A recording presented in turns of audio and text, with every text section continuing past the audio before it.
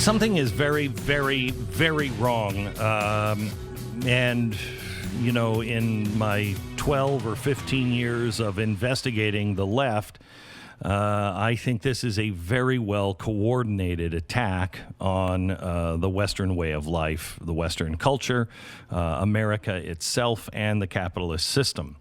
And they didn't make anything up. They didn't manufacture any kind of crisis. They just use a crisis like COVID.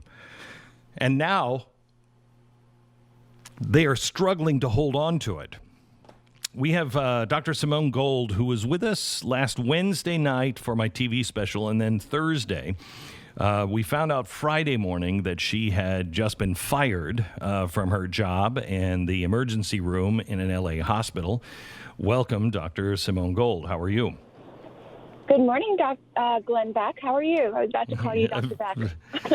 Well, you can call me Dr. Beck. I am a doctor of humanities, and don't correct me. I think that means I can treat the entire human body. So, so Dr. Gold, tell me what happened when you got home with the hospital that you were working at. What did they say to you? So I work, most emergency physicians work at more than one place, and I do, and I've actually been fired from both. And it's exciting, fun times living in America in 2020. They told me that I appeared in an embarrassing video, and therefore I would no longer be welcome to work there. That's exactly what I want to share with you, which I haven't said to anybody else. I said to them, you really ought to place me on administrative leave till the whole thing quiets down and things will go back to normal. Not only do they decline that, okay, they said that if I didn't go quietly into the good night, they would pull the contract for the whole group of doctors. Wait. You mean they would, any doctor that stood with you? How would they do that? Stand with me. That right. So emergency doctors work like as a group for hospitals. So the group is always vulnerable to losing the contract with the hospital. So they've said to the hospital has said to the group, if she doesn't go, we're going to pull the contract from the group. Oh my gosh! Right, they're going to. Well, that's putting the patients. It's like that's putting the patients first.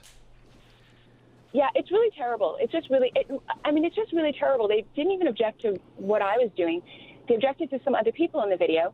Then they said that if I don't go quietly and I make a fuss, then they're going to have all the doctors in the group, have to go. Like they'll just get a whole new doctor group, as if it's so easy, which it's not. Do you care to say the hospital's name? Nope, I don't. And the reason is not only do I want to protect my friends, I don't think it's unique. I think this could have been any hospital USA. Wow.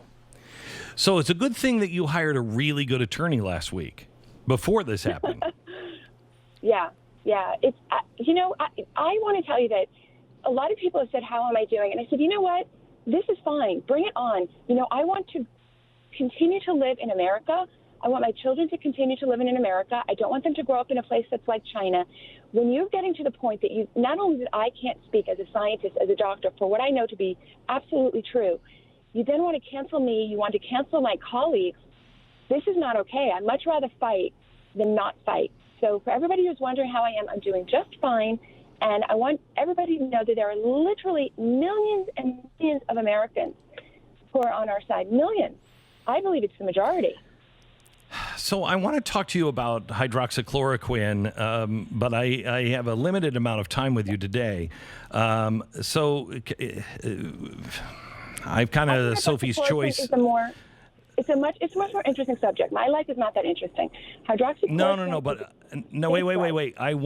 I also wanted to ask you about what came out from the CDC director this weekend, where they said we've got to put schools back in place. The CDC warned, quoting, of a significant public health consequence if schools don't reopen. And yet, if you're reopening, you're made to feel like you're a rooter for the plague. Let's actually understand that there's actually no scientific debate whatsoever if schools should open. None.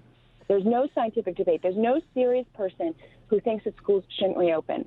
Now, there are some governors and policymakers. There's pressure brought to bear on school districts, but there's no actual scientific debate. So it's going to come down to parents pressuring their local school districts to act in a responsible fashion. So why is this happening, Simone? That's the one thing I can't get my arms around, other than this is a plan to destroy our children, our families, our country. Why is this happening? I'll tell you that I think that in any group of people, you'll have the people that will always work and always be productive, some people that will never work and never be productive. You have a lot of people in the middle who could be persuaded to go on one side or the other. And I think the left is determining, they're taking that middle group and kind of putting them in the group that is encouraging them to become government dependent, right? Because there's a lot of people in the middle who are like, well, yeah, it's not so bad. I'll just, hang out here, not earn that much, but I'm okay, right? So they're taking that middle group and making them comfortable with the dependency state. I don't have a better answer. That's truly frightening. As a physician, I resent it. Sorry. Why do you say that? I resent it because you're not only are you hurting people's physical health, that's for sure. When you're not as wealthy of people, you're not as healthy of people, and you miss all kinds of problems. But also, it makes people very unhappy not to be productive. It's a requirement of the human condition. I didn't say you have to have paid work, but you must be productive. All the time in the emergency department, I see young, especially young men, I work in inner cities a lot, who don't have a particular goal in life, and they're quite miserable at their core. Women, it's a little bit different because often if they don't have a particular productive focus, they'll have children, and that becomes a focus, which is a healthy focus. But the young men especially flail in life. If they're not working, they don't have a job, and they're 21 years old, they're not happy. And they're 25 years old, and they're 28 years old, and it's kind of over for them. And that's what we're doing to a whole generation. I can speak to that very strongly as an emergency physician.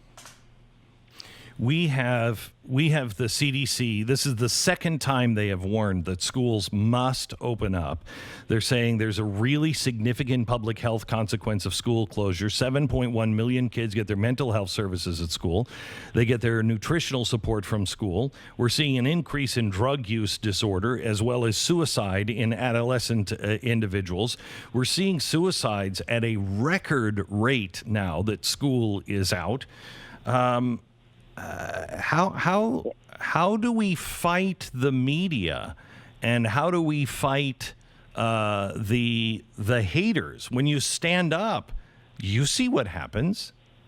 So this is the thing. I've participated in one school district, one region in California that did fight to stay open, and I can assure you it wasn't LAUSD. It comes down to the local parents putting up a tremendous fuss. They shouldn't have to do this, but they do. And when they do, they have a lot more success. And I also don't think that parents should be participating in school districts that are ignoring what's best for children. They can go out and do these things called micro schools. That's where 5 families get together, 10 families get together. They pool their kids. They hire someone like a college student who's home anyway, and they supervise online school programs. And in the afternoon, they go out and do something so that they engage socially. But they should not be putting their tax dollars into a school system that is absolutely not serving them. That's what parents should do. Okay, so wait a minute. So you use the school's online learning, but you have it supervised by some college student? You do an online learning program, so you're technically like homeschooling, right? There's a ton of options, tons and tons. And then you do it just within your community. You have 5 or 10 families that get together and do it. And the advantage of that is you've now taken your tax dollars away from the local school. So the local schools will finally start listening. If a third of the class or half of the class doesn't show up, they lose their money. And they'll start responding to the parents. I would never participate in a school district that was holding my child hostage to something other than my child's welfare. I'm amazed at any parent to do that. So the doctors that are risking their license and everything else for hydroxychloroquine, I am on hydroxychloroquine right now. Everyone in my family has had COVID. I either have and it didn't affect me at all, or I haven't had it. I'm the only one in the family that started taking it before symptoms started. Is there a chance that this is helping me? Because I have immune disorder and everything else, and I'm the only one after 4 weeks that doesn't have it. So I hear this all. I'm just laughing because it's ludicrous. I hear this all the time. Yes, if it was just you, Glenn, then we would say we don't know. But we see this all the time. All the time. It's, I don't know what to say. The science is there. My website, as you know, got taken down, but it's up, and it will be better than ever with all the information. People can decide for themselves. And, of course, it's not just you. What do you think about Fauci? He came out this weekend during a congressional hearing, I think it was on Friday, and he said that the Henry Ford Health System study that found hydroxychloroquine cut COVID-19 death rates significantly was a flawed trial. He said it was published, non-controlled retrospective cohort study that was confounded by a number of issues, including the fact that many people who received hydroxychloroquine were also receiving cortical steroids, which we know from another study gives clear benefits, blah, blah, blah. So the study is flawed. The Henry Ford Health System in Detroit said, no, it's not. It was peer-reviewed. We did 2,500 patients. 13% of those treated with hydroxychloroquine alone died, compared to the 26% that were not treated with hydroxychloroquine. Do you believe? Have you seen the study from Henry Ford, and do you believe it? Yes. Yes. No, the Detroit Henry Ford study was one of the very best studies that were done at this time. And it was really an excellent study. And I find it ironic that he would say that a month after it's been published. And I would share with your listeners something interesting. That study was so promising for hydroxychloroquine that it was delayed about 6 weeks before it was published. Now, isn't that something? Usually when something comes out about COVID, it comes out at lightning speed. It comes out within days before it's published because it's big news. So the Detroit scientists were not able to do a press release about it until it was accepted into a journal. A journal didn't accept it for about 6 weeks. And then when they did a press release the Friday before July 4th. I'm going to give you all of that. It was a very solid study. I don't understand if Fauci believed that, why he waited a month to say that.